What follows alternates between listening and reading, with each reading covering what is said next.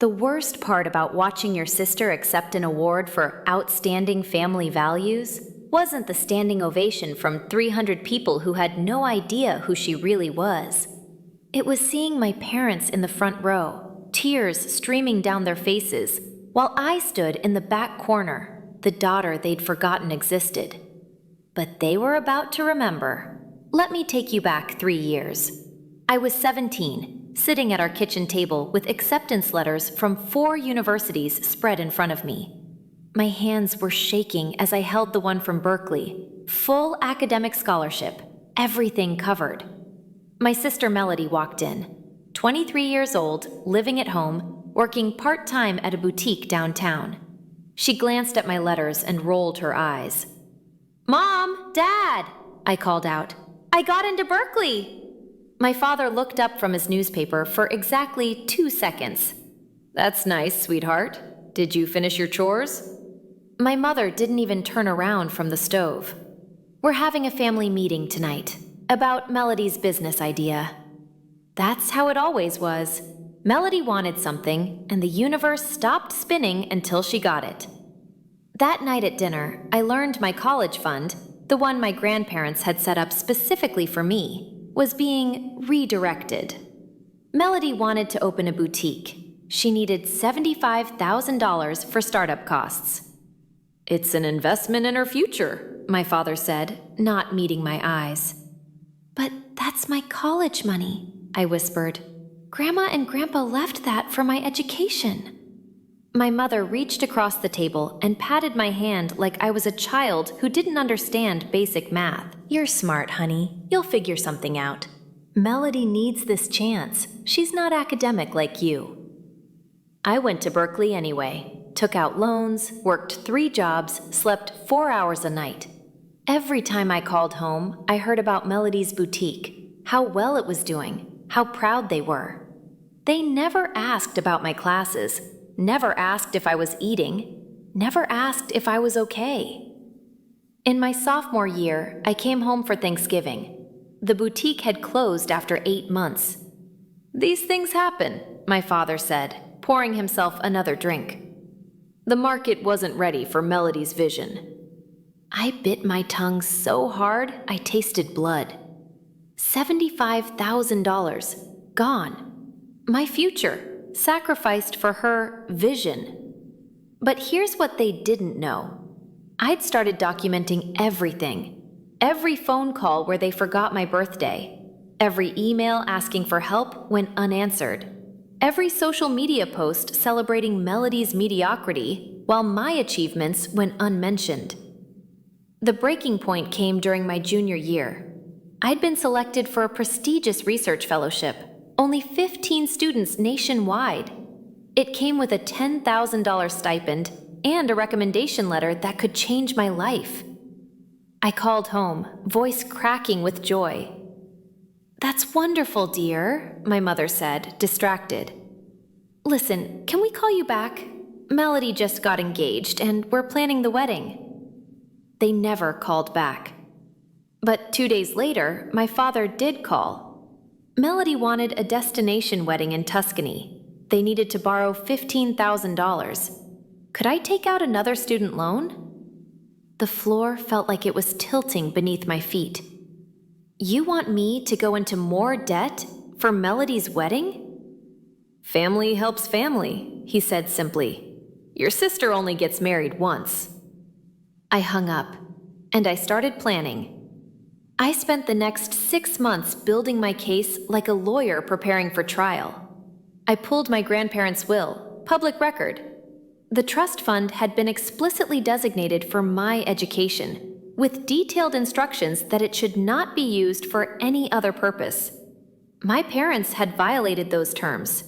That was a breach of fiduciary duty. I collected every email, every text, every voicemail. I made spreadsheets. I documented every dollar they'd spent on Melody versus what they'd spent on me since I turned 13. The ratio was staggering. $127,000 to $3,400. I reached out to my grandmother's estate lawyer. She remembered me from the will reading. remembered how specific my grandmother had been about protecting my education fund. She knew, the lawyer told me quietly. Your grandmother specifically included those clauses because she was worried this might happen. I gathered financial records showing my parents had taken out a home equity loan to fund Melody's boutique after burning through my trust fund.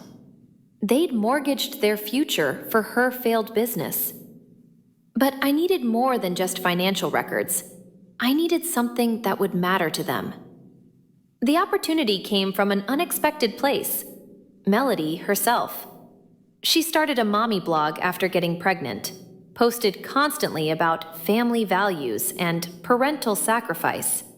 She wrote glowing tributes to our parents, how they'd taught her the meaning of unconditional love, how they'd supported her dreams no matter what. She never mentioned me, not once in 200 posts. Then she entered a contest, Family Champion of the Year, sponsored by a major parenting magazine. Winners receives $25,000 and were featured in a national campaign about strong family bonds. And Melody won. The award ceremony was scheduled for Saturday, October 14th at the Downtown Conference Center. The media would be there, the magazine's editorial board, local politicians, everyone who was anyone in our city's family values community. I bought a ticket. My parents didn't know I was coming. They hadn't invited me. But I'd invited someone else, my grandmother's estate lawyer, a journalist friend I'd met through my research fellowship, and a camera crew from a documentary series about family financial abuse. The week before the ceremony, I did something that felt like jumping off a cliff. I created a website. Professional, clean, devastating. I called it The Real Cost of Favoritism, a Sister Story. I uploaded everything. The trust fund documents showing the violation of my grandparents' wishes, the spreadsheets showing the spending disparity, screenshots of every ignored text and email. I included my academic achievements alongside Melody's failed ventures. I added photos, me alone at my college graduation, while there were 150 photos from Melody's boutique opening. I didn't editorialize, I didn't name call, I just presented facts, dates, and numbers. But I didn't publish it. Not yet. I also prepared a folder for each person who mattered: the magazine's editor-in-chief, the contest sponsors, the local family services board member who was presenting the award.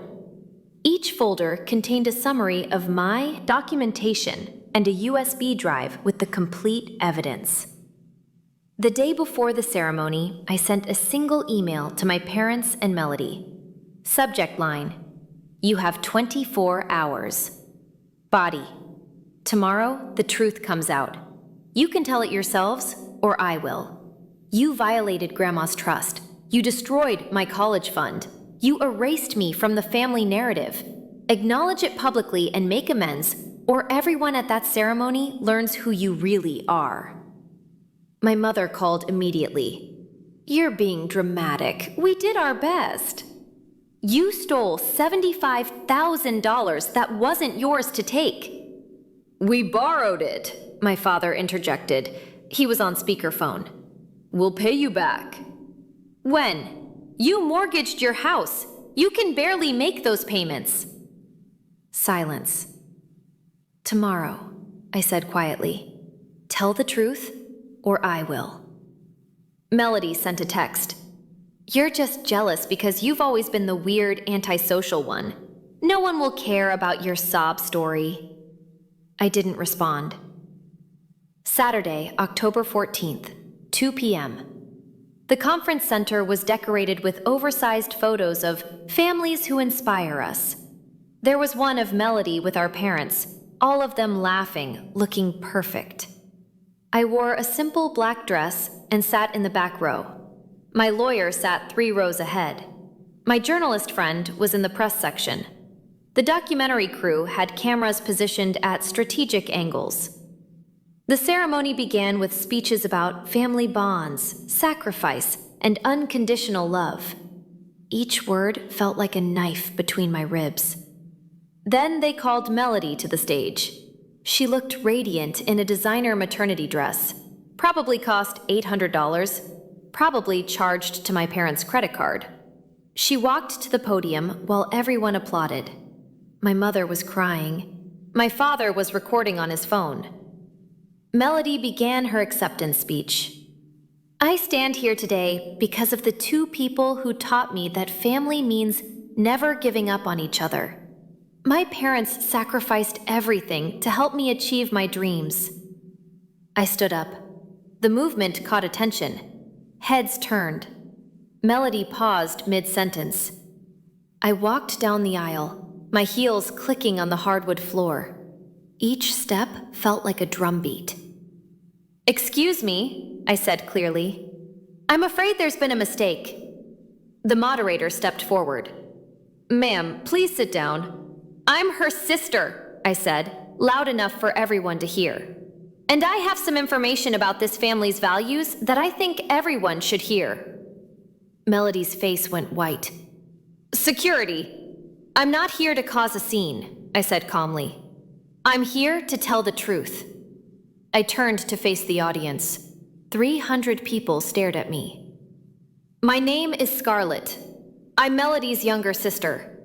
Our grandmother left me a $75,000 trust fund specifically for my education. My parents gave it to Melody to open a boutique that failed in 8 months.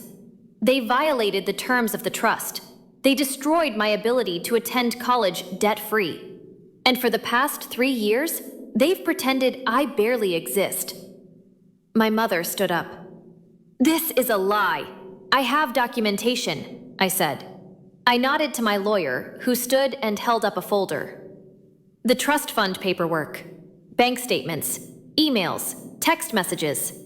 I have witnesses who will testify that our grandmother specifically structured this fund to protect it from being used for anything except my education."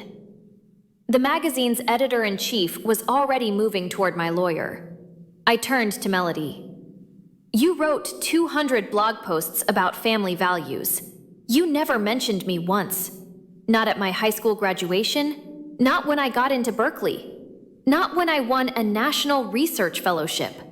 I was erased from the family story because I didn't fit the narrative you wanted to sell." Melody's voice shook. "You're ruining my moment." "Your moment is built on money stolen from my future," I said.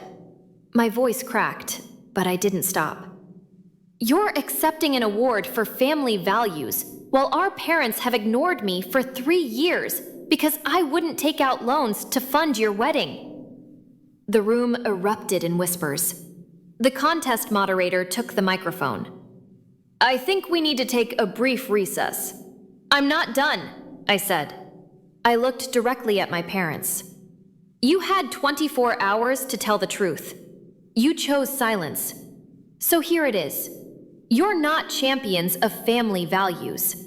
You're parents who chose favorites so aggressively that you destroyed one daughter's future to fund the other daughter's whims. And you were willing to let her accept this award while pretending I don't exist." My father's face was red. "You ungrateful! I have spent 3 years being grateful for scraps," I said quietly. "I'm done." I turned to the editor-in-chief. "Everything I've said can be verified. My lawyer has the documentation. The magazine might want to review it before you give out $25,000 and a national platform." Then I walked out. The documentary cameras followed me. The story went viral within 6 hours. Favorite child syndrome trended on social media for 3 days. News outlets picked it up. The magazine launched an investigation and rescinded Melody's award. My parents lost friendships. Their church community distanced itself. My father's business partners saw the financial records and questioned his judgment. Melody's blog collapsed. She lost sponsorships. The glowing image she'd built crumbled under the weight of the truth. But here's the thing. I didn't do it for revenge. I did it because I was tired of being invisible.